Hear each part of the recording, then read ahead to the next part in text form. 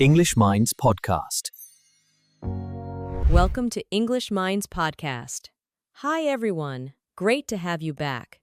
This is your place to learn English and grow through real-life topics. I'm Luna. And I'm Liam. Before we dive in, we've got something important and honestly, long overdue to share. We've been reading your comments, and one request keeps popping up. Can you tell us the English level of each episode? Many of you said it helps choose what to listen to based on your level, and you're absolutely right. So, we're making it happen. From now on, we're organizing all episodes into 3 clear levels: beginner, intermediate, and advanced. You'll see the level on each thumbnail. Plus, we're creating playlists for each level to make browsing easier. Exactly. Whether you're just starting or ready for a challenge, you'll always know which episode fits you best. No more guessing. And today's episode is perfect for intermediate B1 learners. We're diving into something we all think about: money and happiness. Oh yes, we all do. But is money really the key to happiness, or just one piece of the puzzle? That's what we're exploring today. And to help us go deeper, we're passing the mic to Crystal. She's sharing a short story connected to money and happiness. It's something you can listen to, learn from, and even shadow for practice. Stay tuned till the end. Crystal will also break down key vocabulary from today's episode, super useful for growing your English naturally. And yes, there's a free PDF for you too. It includes comprehension questions, grammar, and vocabulary practice, plus a reflection task to apply what you learn. And one last thing, we'd love your feedback. Crystal's new to the show. Is her storytelling clear and helpful? Your comments help us make the podcast even better. Because let's be honest, a great voice keeps you learning, but the wrong tone can lose your attention in seconds. Exactly. So drop your thoughts in the comments. And now, Crystal, the mic is yours. Thanks, Luna, and I'm really glad to be here with you all today. Today's topic connects to everyone. No matter where you live or what you do, we all think about money and happiness. Many believe they always come together. More money equals more happiness. But life doesn't always work that way. Sometimes, without noticing, we treat money like a mirror that reflects our worth or success. We start comparing how much others earn, where they travel, and suddenly our quiet joy feels small. But your true worth has never been about income. You're not a number or a paycheck. You're a person. And your value can't be measured by what you earn. I once knew someone who earned little but smiled often. She grew herbs, made tea for neighbors, and talked to the postman like family. Her simple life carried a confidence richer than any salary I'd ever heard. Maybe that's our next reflection. Comfort isn't the same as contentment. Money can buy comfort, and that's important. A warm bed, a solid roof, a good cup of coffee on a rainy day. Comfort makes life easier, but contentment, that quiet sense of, this is enough, comes from connection, not shopping carts. You can sit in the softest chair in a beautiful house and still feel empty. Or share a simple meal with someone you love and feel complete peace. I once stayed in a luxury hotel, everything perfect, silent, polished, but I felt strangely alone. That same month, I visited a friend in a tiny studio. We cooked, laughed, and slept on a mattress. I slept better that night. Maybe the real question isn't what can I buy to feel better, but what do I already have that makes me whole? And that leads us to something we often overlook: our most precious currency: time. Time is the quietest form of wealth. Every job, every dollar, it all costs time. But we rarely ask, is this how I want to spend my life? We chase success, status, and stuff, while quiet moments slip away. A slow walk, a real talk, a breath of rest. Those are the moments we lose first. Money can buy things, but once time is spent, it's gone for good. When I was younger, I said yes to everything, thinking it made me ambitious. Until one day I realized I hadn't watched a sunset in months. I was present in meetings, but absent in life. That realization led to one powerful question. What if we stopped chasing more and started asking what is enough? We live in a world that whispers, more is better, more money, more followers, more everything.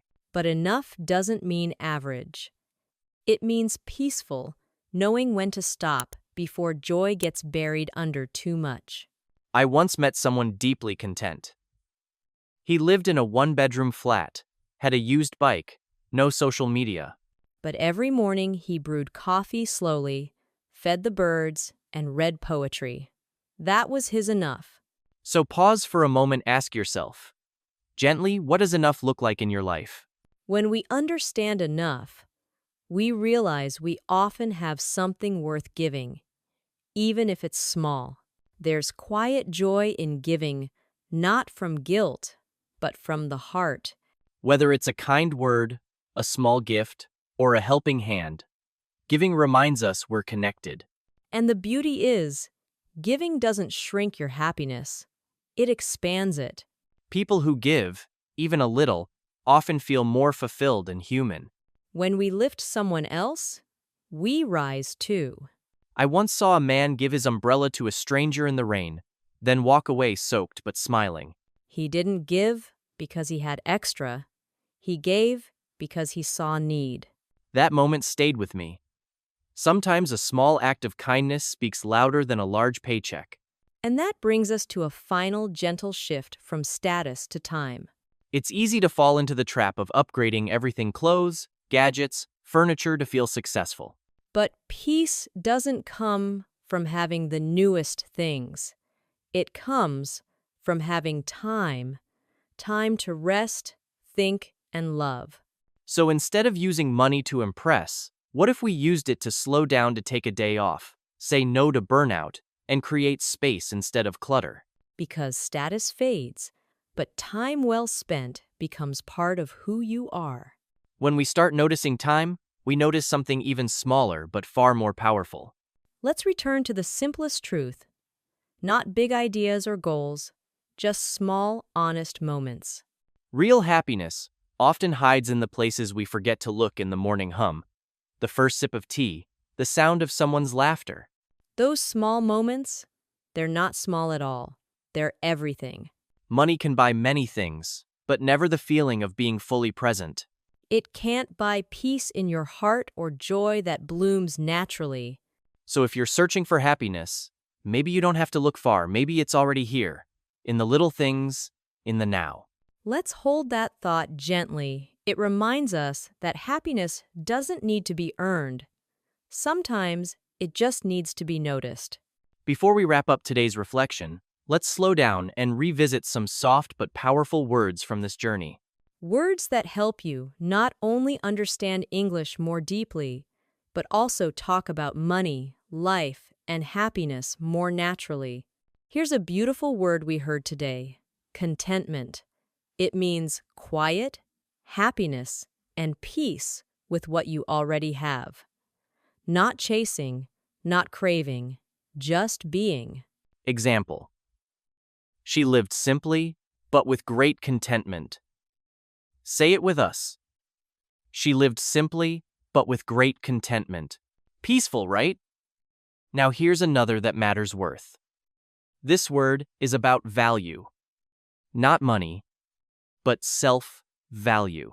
When we say, you are worthy, we mean you matter no matter your income.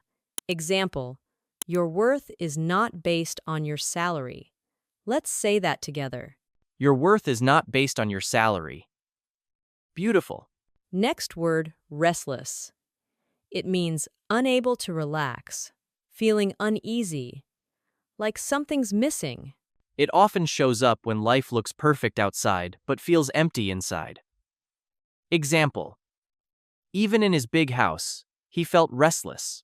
Repeat it with us. Even in his big house, he felt restless. You can really feel that one. Here's one we all know too well: clutter. It means too much stuff either around you or in your mind. Less clutter, more clarity. Example: she wanted less clutter and more peace in her life. Let's repeat. She wanted less clutter and more peace in her life. Nice and simple. Now, a soft but strong one: presence. Presence means being fully there, not distracted, not lost in past or future, just here. Example: real happiness comes from presence, not presence. Say it with us. Real happiness comes from presence, not presence.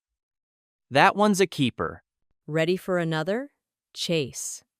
To chase means to run after something, usually a goal or desire. Sometimes we chase more money, more success, and forget to rest. Example: we spend years chasing more without asking if it makes us happier. Let's repeat. We spend years chasing more without asking if it makes us happier. An important reminder. Now, a gentle one: enough. Enough means sufficient, not too little, not too much, just right. Example: she finally realized she had enough to be happy. Say it with us. She finally realized she had enough to be happy. Such a beautiful truth. Next, a word to watch: burnout. Burnout happens when we push too hard for too long and feel completely drained. Example: he said yes to everything until burnout hit him. Repeat. He said yes to everything until burnout hit him. Take care of yourself, okay? And one last soft phrase: drift away. Drift away means something slowly disappears, like time or peace, when we're too busy. Example: the quiet moments drift away while we chase success. Say it together. The quiet moments drift away while we chase success. Let's try not to let them drift too far. That's it for today's vocabulary. These words don't just improve your English, they help you reflect on life itself. And that's powerful. Wow, Luna, that was beautiful. I feel like I just took my first deep breath today. Same here. It's amazing how much reflection a calm voice and the right words can bring. If you're listening right now, we hope this gave you not just better English, but clearer insight into your own relationship with money and happiness. And as always, don't forget you can download the free PDF from today's episode. It includes the full vocabulary list, comprehension questions, and a reflection exercise to help you go deeper. And let us know in the comments if you enjoyed Crystal's storytelling. Would you like more episodes in this format? We're listening. We've got so many more episodes coming, filled with real English, calm reflections, and meaningful topics that truly matter. So, until next time, be kind to yourself, keep learning, and remember, sometimes the smallest moments hold the deepest joy. Thank you for spending your time with us. We'll see you again right here on the English Minds podcast. Your progress doesn't end here. Keep growing your English by clicking the next episode or exploring more we've prepared for you.